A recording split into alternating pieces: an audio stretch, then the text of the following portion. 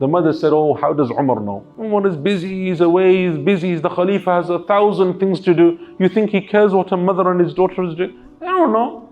Someone told me this is an issue in Pakistan, that they dilute milk sometimes, right?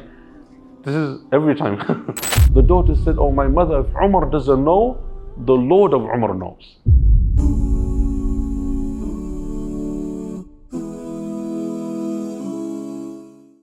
Umar radiallahu anhu one day was walking, he was the Khalifa, was walking in the streets of Medina at night. And he came across a house in which there is a conversation he can hear from outside between a mother and a daughter. The mother is saying, oh my daughter, the milk that we have, if you mix it with water, it will dilute, we will have more milk to sell, we will get more money.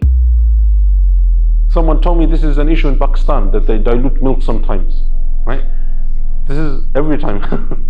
This is what she is saying. Same thing. This is a business strategy, right? We have only so much milk, but if you mix it with water, the quantity increases, you sell it for more, and we have more profit. The daughter said, no. My mother, this is cheating. This is cheating. It's not allowed in Islam. The Amir al-Mu'mineen, Umar radiallahu anhu, the Khalifa said, don't do this, it's cheating. The mother said, oh, how does Umar know? Umar is busy, he's away, he's busy, the Khalifa has 1,000 things to do. You think he cares what a mother and his daughter is doing? I don't know. It's okay. She doesn't know that Umar is outside listening. The daughter said, oh, my mother, if Umar doesn't know, the Lord of Umar knows. If Umar doesn't know, Allah knows. His Lord knows. Umar was amazed by this. Amazed. How amazing the iman of this girl. There's nothing to stop them. She doesn't know Umar is outside. They can do this if they want. They can cheat people. What's stopping her? Her taqwa, her iman, her fear of Allah. She knows Allah is as-Sami' al-Basir, all-knowing, all-hearing. Al-Alim, all-knowing, all-seeing, all-hearing. So she says, no, my mother, we won't do this. Allah knows. Umar put a mark on the house, put a mark there, and he went home. The next morning he said to one of his servants, go back and find out about the people of that house. So the servant went and he came back and he said, it is just the mother and the daughter.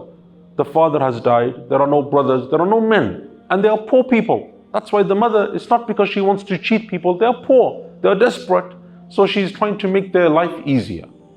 But the daughter said no.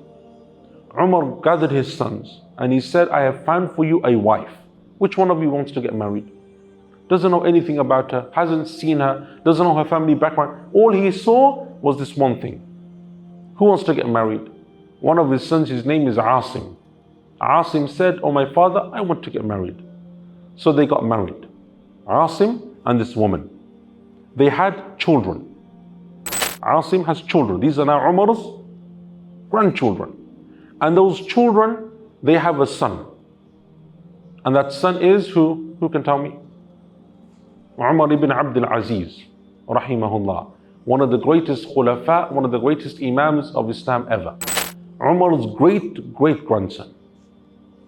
This is how Allah subhanahu wa ta'ala, when you plant a seed, Umar, all he did was hear a conversation. But he saw iman, or he heard iman, he heard taqwa.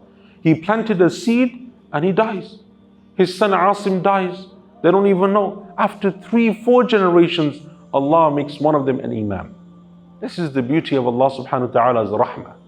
Like the Prophet sallallahu alaihi wasallam, when he did what he did for da'wah, did the Prophet sallallahu live to see the Muslims of Pakistan, the Muslims of the UK, the Muslims in America, the Muslims in Australia? No. He planted the seed and he left everything else for Allah subhanahu wa ta'ala.